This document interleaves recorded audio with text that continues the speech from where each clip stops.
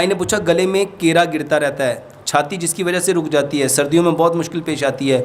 میرے محترم بھائیوں، سب سے بہترین علاج ناریاں لفافے رہتا ہے، چھینکیں بھی آتی ہیں۔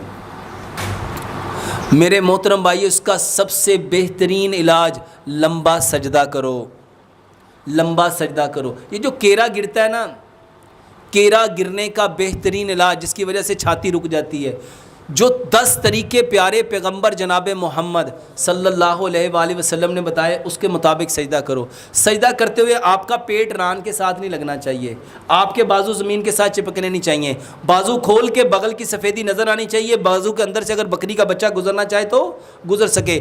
آپ کی 7 ہڈیوں پہ سجدہ کرو، 7 ہڈیوں پہ سجدہ کرو، 7 ہڈیوں پہ سجدہ کرو۔ میرے محترم بھائیوں، 2 پاؤں ہیں، 2 گھٹنے ہیں، 2 ہاتھ ہیں، 7ویں ہڈی کون سی ہے؟ میرے محترم بھائیوں، صحیح حدیث کے لفظ ہیں، سجدے میں ناک خاک آلود کرو، اور ہم کیا لگاتے ہیں؟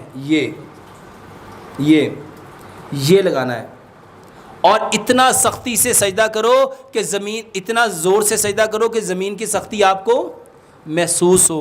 تو میرے محترم بھائیوں، لمبا سجدہ کرو، ہر نماز کے بعد 10 منٹ کا سجدہ کرو میکسیمم، واللہ 5 سے 10 دن میں یہ کیڑا آنا بند ہو جائے گا۔